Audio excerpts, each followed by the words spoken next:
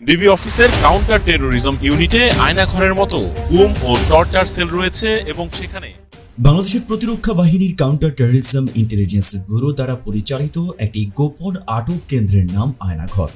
ধারণা করা হয় এখানে কমপক্ষে 16টি কক্ষ রয়েছে, যেখানে একসাথে 30 জন বন্দী রাখার সক্ষমতা রয়েছে। আয়নাঘরটি বাংলাদেশের ঢাকা সেনানিবাস এলাকায় অবস্থিত বলেও ধারণা করা হয়। সুইডেন ভিত্তিক স্বাধীন নিউজ পোর্টাল নেত্র নিউজের একটি অনুসন্ধানী প্রতিবেদনে অভিযোগ করা হয় যে বাংলাদেশের কর্মকর্তারা আয়নাঘরে বলপূর্বক গুমের শিকারদের আটক ও নির্যাতন করছে। সুইডেন ভিত্তিক নিউজ পোর্টাল গোপন কারাগারের সম্ভাব্য অবস্থানও প্রকাশ করেছে, যেখানে বলপূর্বক গুমের শিকার ব্যক্তিদের বাংলাদেশে রাখা হয়েছে বলেও ধারণা করা হয়।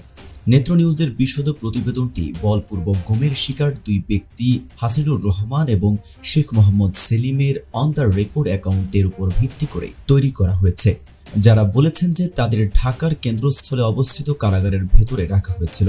2009 থেকে 2017 সাল পর্যন্ত বাংলাদেশ সরকারের প্রত্যক্ষ বা পরোক্ষ মদদে নিখোঁজ হন 402 জন মানুষ। এ তথ্যটি প্রকাশ করে ঢাকা ভিত্তিক মানবাধিকার সংগঠন অধিকার। 2014 থেকে জুলাই 2019 সাল পর্যন্ত বাংলাদেশে 344 জন ব্যক্তি গুমের শিকার হয়। তাদের মধ্যে 40 জন ব্যক্তিকে মৃত অবস্থায় পাওয়া যায়, 66 জনকে সরকারি হেফাজতে গ্রেপ্তার অবস্থায় পাওয়া গেছে এবং আইন ও সালিশ কেন্দ্রের তথ্য মতে 203 জন এখনও গুম রয়েছেন। যারা দীর্ঘদিন গুম থাকার পর ফিরে আসেন তারাও গুমের ব্যাপারে মনো অবলম্বন করেন। ধারণা করা হয় এসব মানুষদের গুম করে রাখা হয় আয়নাঘরে। আয়নাঘরে যারা বন্দী থেকেছেন তাদের মধ্যে রয়েছেন নর্থ সাউথ বিশ্ববিদ্যালয়ের সাবেক অধ্যাপক ও শিক্ষাবিদ মোবাশার হাসান, সাবেক রাষ্ট্রদূত মারুফ জামান, ব্যবসায়ী অনিরুদ্ধ কুমার রায়। এছাড়াও আয়নাঘর থেকে সম্প্রতি ছাড়া পেয়েছেন বাংলাদেশি ব্যারিস্টার ও জামায়াত ইসলামী নেতা মীর কাসেম আলীর ছেলে মীর আহমদ বিন কাসেম, সাবেক সামরিক জেনারেল এবং জামায়াত ইসলামী নেতা গোলাম আজমের ছেলে আব্দুল্লাহিল আজম আজিম, পার্বত্য চট্টগ্রামের রাজনৈতিক সংগঠন ইউপিডিএফ এর মুখপাত্র মাইকেল চাকমা। বিচার বহির্ভূত হত্যাকাণ্ড সহ এসব ঘটনার জন্য জাতিসংঘ ও বিভিন্ন মানবাধিকার সুরক্ষাকারী সংস্থা যেমন হিউম্যান রাইটস ওয়াচ ও অ্যামনেস্টি ইন্টারন্যাশনাল তৎকালীন বাংলাদেশ সরকারকে নিন্দা প্রস্তাব জানায়।